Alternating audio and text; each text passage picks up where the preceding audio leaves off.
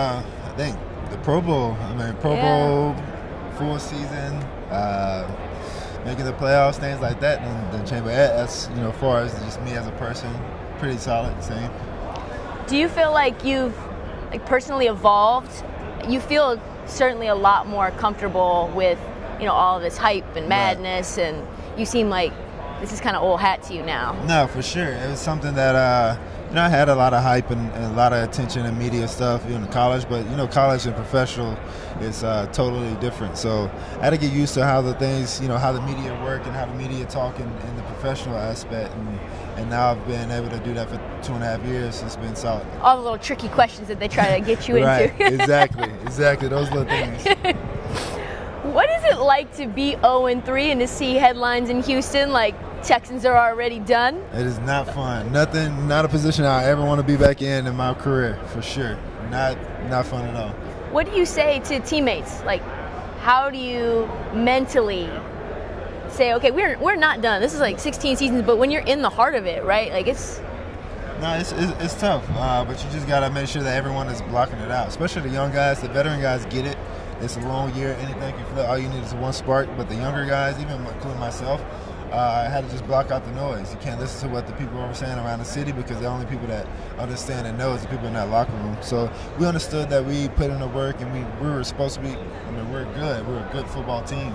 We just needed that one little momentum switch, and that's what we got against Indianapolis on the road, and we had a 9-game win streak. Yeah. Well, how did you guys tweak that internally in terms of what you guys did, game planning, in order to get that spark? Really, just kind of capitalizing on the opportunities we had. It was a couple plays in those first 3 games where we didn't capitalize on those opportunities where we should have, and the playmakers that made plays, including myself. And then once we started doing that, everything started rolling. Let's talk about wild card game. I was listening to, I think maybe you were talking to CBS or something, and right. You said you felt like the Colts took the air out of the stadium early. Sure. How are they able to do that, and why? Explain how insurmountable it is once the energy is kind of lost. It's tough. It's tough to regain that. Because a lot of teams, at every level, rise off momentum. And once they got that third down, then they got another third down, then they got another third down, then they scored. It was just like, man, it was heartbreaking. So on offense, was like, hey, let's go score. And they threw it out quick, and the defense went back out there. They're still tired. Got another third down, another touchdown, and it's like, man, the whole stadium, the wind was blowing out. So we were kind of back on our heels. But we kept fighting, we kept pushing forward, and we just didn't have enough at the end. Yeah. How do you feel like you played during that game? It was, decent, average. Wasn't my best game for sure. Yeah. I didn't capitalize on the throws and opportunities that I had and what I usually did, in the previous games. Yeah. But, it happens. It was a good learning lesson, and, those opportunities definitely come back, for me later on down my career, and I'm going to make sure that I'm ready and prepared for it. How does an NFL playoff game mentally or internally feel versus a college playoff game? It's about the same, but I say NFL is totally different. The energy and the level is crazy, especially if you play the team 3 times. Yeah. It's very tough. In college you might put a team twice, but it's very, very rare. But in the NFL, everyone is good. Everyone is. That's all you do is live, sleep, eat football. Yeah, and the Colts, you're going to be seeing them for 2 times a year, right? And they're good on offense, like good old line. They've got a good running game. Andrew Luck is back to throwing regular-sized footballs back like the way that we know that he can, right? In that defense with Darius Leonard, like they're tough. Yeah. What do you guys need to do specifically, whether that's roster-wise or scheme adjustments, in order to be able to actually beat them twice a year, or at least split? We split it during the season. Yeah. But it really is just, they don't do too much. I think they just got a new defense coordinator maybe, but they didn't do too much on defense. It was really a lot of zone coverage. Mm-hmm. So we knew exactly what they were doing, but they knew exactly the weakness of that defense, so they made sure that they covered that. whatever scheme we were trying to do. So I mean, it's just tough in general to beat anybody twice. Yeah. Even anybody once, but we just gotta continue to game plan a little bit better and kind of build our roster all around and make sure that everyone is locked in so we can have a solid team that can go out there and perform. What do you think roster-wise you guys need to add the most in order to take a step forward? I would like more weapons on the outside. I mean, I already have a solid group: Hot, Will, Kiki, DeAndre Carter, Demaryius Thomas. The tight ends are real good. But you never can need go all wrong the weapons. You never can go wrong with a lot of weapons. If somebody get tired, we'll run a go route. He gets tired, somebody else will step in and do that. But you got the old line that we're still building up. Some DBs. Linebacker, so any position, even having my position, having a solid guy behind me that can go. But we love Whedon, we love Joe Webb, so I think we're pretty solid there. So I mean, I don't know. It's a good thing I don't have to make that decision. Yeah. Did you know that you're the highest sacked quarterback in the NFL this year? I did. I saw it. Yeah, I did. I saw it. 65 times. You would think like maybe O-line is kind of the right. I mean, that's what everyone's talking about, and we'll see what happens. But it's not where I want to be. Not trying to be sacked. Some of it was me getting rid of the ball, trying to make plays with my feet. Some of it, miscommunication. Some of it was just, O-line just missing blocks. But, I like to put it on me, and I like to, always encourage O-line to continue to push and keep, fighting. Yeah, no doubt. Which sack, if you remember, was the most vicious? I don't know. I didn't really have too many big ones. It was a couple that looked big on film, but it didn't hurt. But none of them really was like bad. Yeah. Not too bad, yeah. That Cowboys game seemed to kind of take a toll on your body, right? You had to at one point drive to Jacksonville because you had a punctured lung, cracked ribs, right? Like that's insane. Are you okay? Yeah. Now I'm fine now. The lung is good. The rib is solid. That was really my fault. I'm trying to get in the end zone though. I'm like, we keep getting in the red zone, keep kicking field goals, and that the competitiveness just clicks in my head. Like I'm gonna get this ball in the end zone some type of way, and I'm gonna gotta find a way. But Cowboys did a good job of not letting us in, and very, very stingy, and it kind of it comes with the territory that I was trying to approach. So what do you personally think that you'll be doing next year that will protect? I know that you mentioned that protecting the ball was a big factor and something that you wanted to improve on.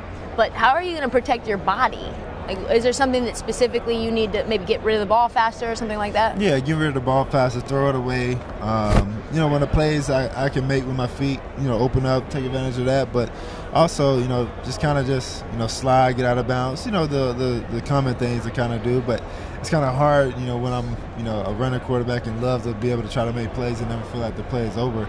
But I got to, understand that as long as I'm on the field and the longer my career, it gives a better opportunity for the Houston organization. Yeah, I mean, because you got wheels, and you know that you've got wheels, and you know that you can beat, like, as soon as you get to that second level, I mean, you're gone, and everybody can see that on film, but, I mean, they can run too, they can run too, and they're worried, right? We're worried for you. Let's flip over to Clemson. Are you guys the team to beat now, would you say? I think so. If not, we're right there with Alabama, so you can't just say Alabama is just the ruler of college football. You gotta always say, if it's Clemson, if it's not just Clemson, it's Clemson and Alabama. But you cannot say it anymore without mentioning Clemson, right? For sure, yeah. You have to mention Clemson. When people were predicting Bama-Clemson game part 4 now, right? Like, it didn't seem like many people had Clemson winning. No, not at all. I mean, the way that Alabama was playing against teams and demolishing teams, and we're doing the same thing, but of course, we always, I don't know why, but people always say the ACC is weaker than the SEC. It goes like that, but a lot of people didn't think that. It was only a small few where, people believed in Clemson. Yeah. So, Trevor Lawrence, he reminds me kind of you. Right. How would you assess his level of, his ceiling, right? His ceiling is really no ceiling. He's just kind of, he can be as good as he want to be. And the sky is really not a limit. He can continue to grow and continue to get better and continue to improve. And if he stay on that course, he can be very, very successful.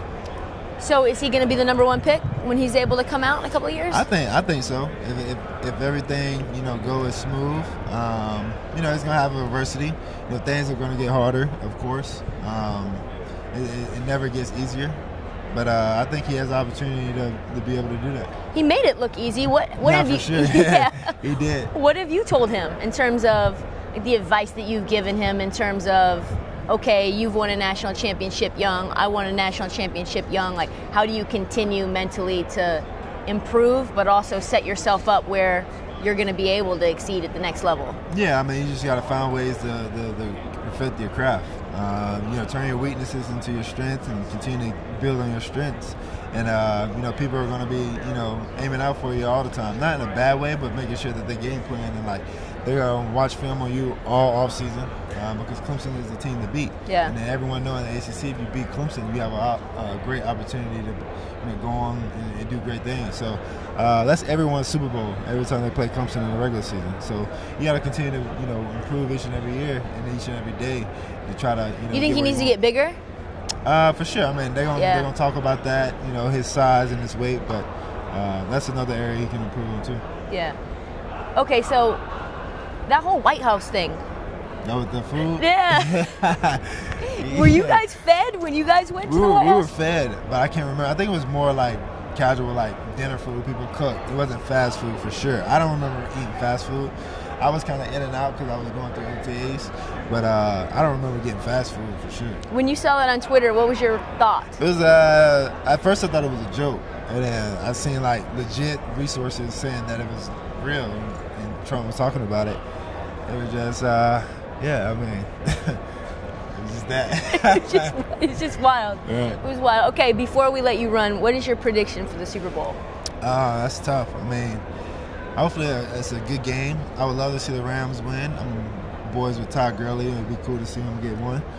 But it's hard to go against Brady. So, yeah. I'm going to make you do it. I need a score prediction. The score, I say 31-28. I've been saying Rams earlier. I stay with the Rams. All right, great.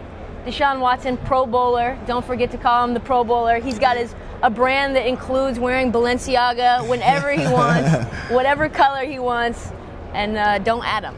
Add me. Do not add me. Thanks, Deshaun. Thank you. Appreciate it.